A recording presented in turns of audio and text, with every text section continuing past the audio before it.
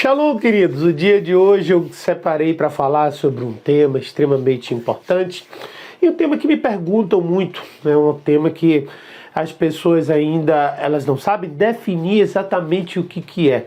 Hoje eu vou falar sobre o pecado, né? O poder e a amplitude de ação do pecado. Muita gente não tem ideia ou não faz ideia exatamente para definir o que é e o que não é pecado.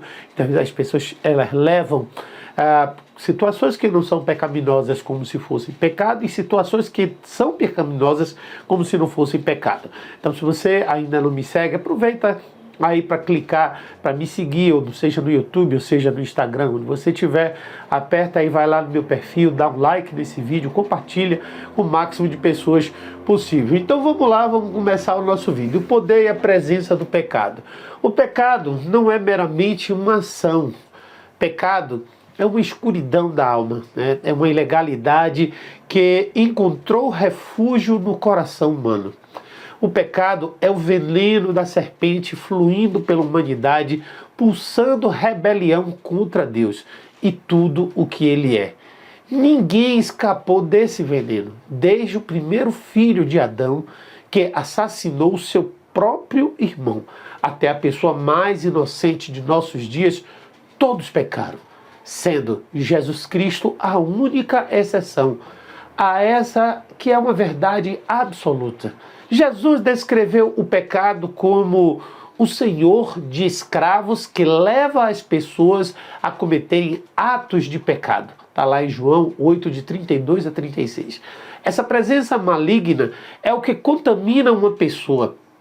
É o que separa, é o que os separa de Deus. É a religião carnal que procura controlá-la, restringi-la. Jesus Cristo leva isso simplesmente embora. O que dá ao pecado tal poder? Eu acredito que o pecado seja a semente da rebelião, que é a mentira que Adão e Eva receberam em seu coração, e a natureza da serpente, que é Satanás.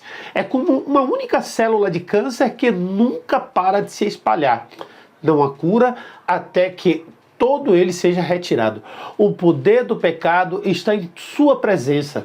Somente onde o pecado não tem presença, ele não tem poder. Só assim. Considere esses dois exemplos. O homem lutou com a luxúria por anos. Ele orou, jejuou, deu todos os passos possíveis para mantê-lo subjugado.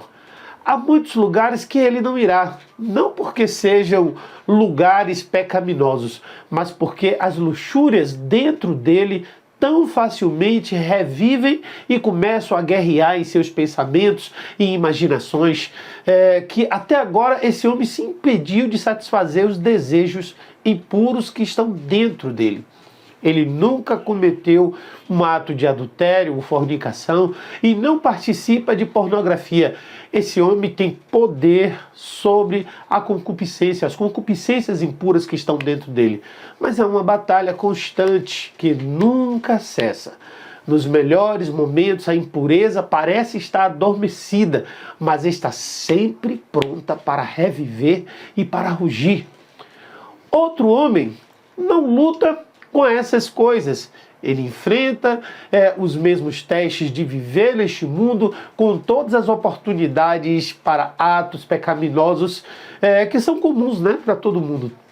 Ele também não comete adultério, fornicação ou participa de pornografia.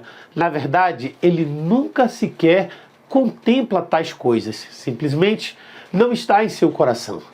Desejar ou fazer qualquer coisa de natureza pecaminosa. Não posso deixar de respeitar o primeiro homem. Ele vive todos os dias em uma batalha com as luxúrias, mas se impede de cumprir o ato da coisa pecaminosa sem determinação e coragem. Sua determinação e coragem devem ser admiradas, né? No entanto, com todo o poder que exerce sobre o pecado, ele não está livre dele. Se a qualquer momento ele baixar a guarda, cairá em sua escuridão e na sua vergonha. Você não pode legitimamente alegar que o segundo homem tem poder sobre as concupiscências impuras. Na verdade, ninguém sabe que rumo ele tomaria se essas coisas estivessem realmente em seu coração?